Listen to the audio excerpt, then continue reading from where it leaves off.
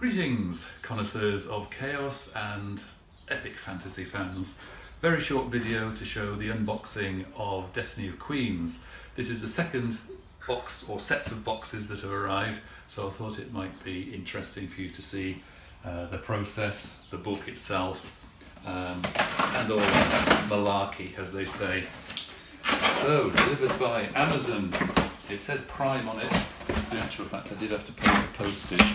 Sometimes wonder why I subscribe to Prime, but have a look at this. Way. So, don't know about you, but I love reading physical forms of the book. Got nothing against ebooks, read those as well and listen to audio, but there's nothing like having the book in your hands, the feel of it and the smell of it. So it's the matte cover, lovely feel to that there, very high quality. Really pleased with the cover, produced by Deranged Doctor. There's the blurb on the back. And then inside, I'm a bit colourblind, but this is supposed to be a cream finish. There's the title page, written by myself and Andy Naisbitt. The publishing arm of our little operation is called Writing in Starlight. And there's a whole story behind that, which I won't go into now. Usual, not blurbs, but it says praise for the Black Hallows trilogy, so it includes our most recent award that we were given by Literary Titan in there, 5-star award by them. That was for Cradle of Darkness. This is, of course, the second book. How many chapters are there? I think there's 55. Yeah, it's 55, there we go. And I'm really pleased with the way the maps have turned out in this one. I've used a new formatting program called Vellum, which allows the maps to fill the whole spread. In the previous book, Cradle of Darkness, you may remember that it sort of had two smaller pictures and there was no way I could format it given the type of program that I had at the time, but this is much better. Two new maps in this volume, the Blasted Lands, which you won't have heard of unless you've actually read this book, and much more detail about the district of Custoza, where a great battle takes place towards the end of the book. The type is a bit more dense than Cradle of Darkness. There are a lot more words in this. So although it's the thinner book, there's actually 175,000 words in there, as opposed to 140,000 for Cradle of Darkness. And the first chapter, Nascence of Chaos, is there, brings in a new character called Calderon. And I won't say any more about him because otherwise it'll be a bit of a spoiler. So there you go.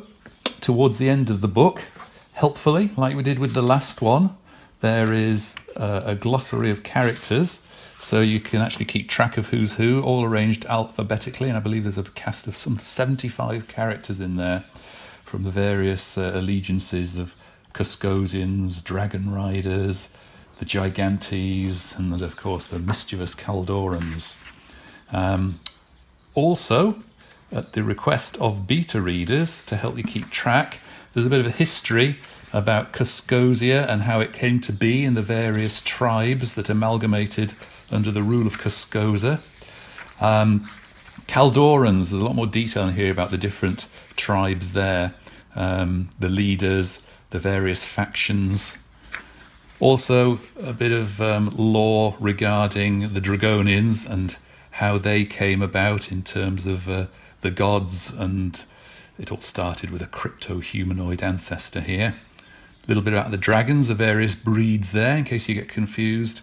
And some units of measurement. We refer to years as sols in there, that's a common one we use. And periarchs, another one, which is about 830 metres, a bit shorter than a kilometre. It's all getting a bit nerdy now, but some of you like that. And so there we go. That is now available on Amazon, along with the ebook and the audiobook. Hope you'll pick up a copy, and if you do, please leave a review. Really helpful for us, helps us raise the visibility of the book. So until next time, as Tayeb would say, Distrax Sem Lesson, which is a bit like Superman's Up, Up and Away. It sort of envisages the Dragon Riders getting on top of their dragons and taking off into the setting sun. But I'm getting carried away with myself now, and my wife's holding this video at the moment. She's rolling her eyes, so I think it's time I finished. Bye.